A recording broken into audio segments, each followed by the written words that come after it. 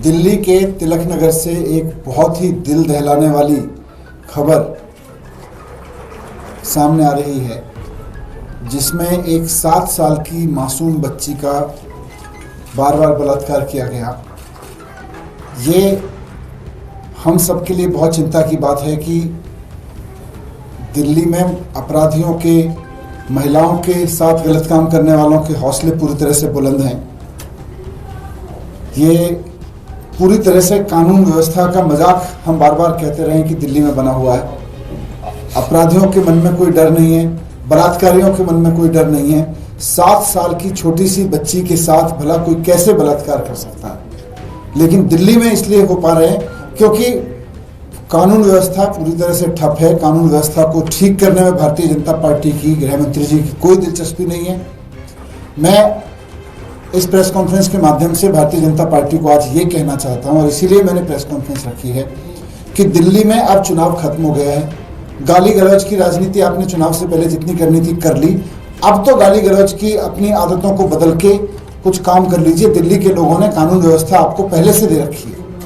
दिल्ली के बलात्कारियों के अंदर कानून व्यवस्था का खौफ पैदा करिए। दिल्ली के अपराधियों के अंदर कानून व्यवस्था का खौफ पैदा करिए।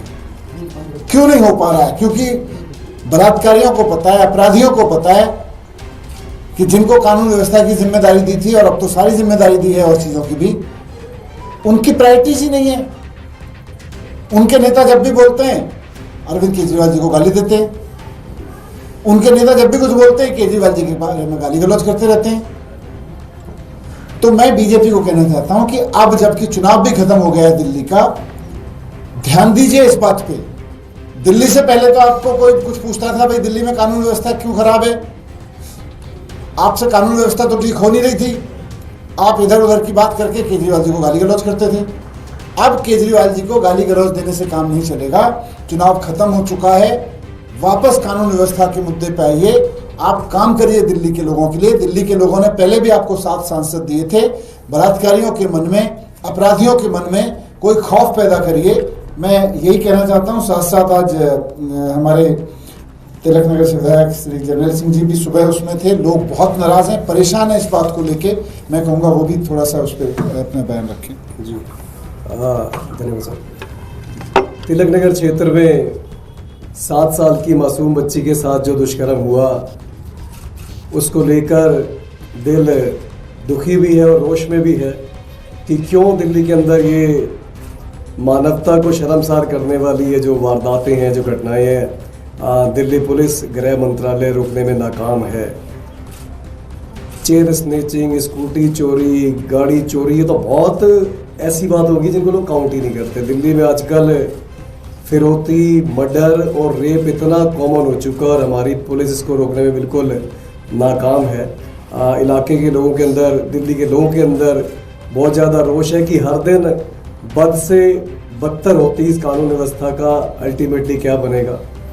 और दिल्ली के लोगों को हम ये आश्वासन देना चाहते हैं कि इस कानून व्यवस्था को दुरुस्त करने की जो लड़ाई है, उनके हक की लड़ाई में हम हर इसको सोल्व करने तक उनके साथ खड़े रहेंगे।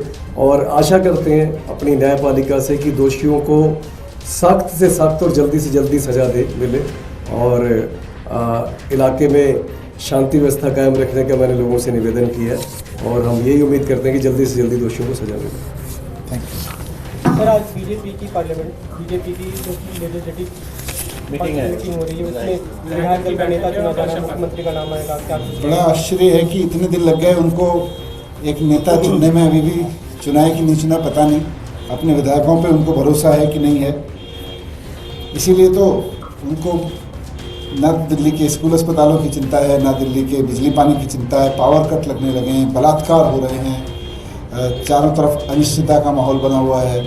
तो ठीक है, वो तो उनको चुनाव जीते हैं तो जो भी करना है करें। न्योता आया है क्या मनीष जी? आप लोग को न्योता आया है? जाएंगे आप लोग? नहीं, मेरे पास आतिशी और केजरीवाल को न्योता आया सर, तो जाएंगे। पहले जिसको मुख्यमंत्री बनना है उसको तो आ जाए ना।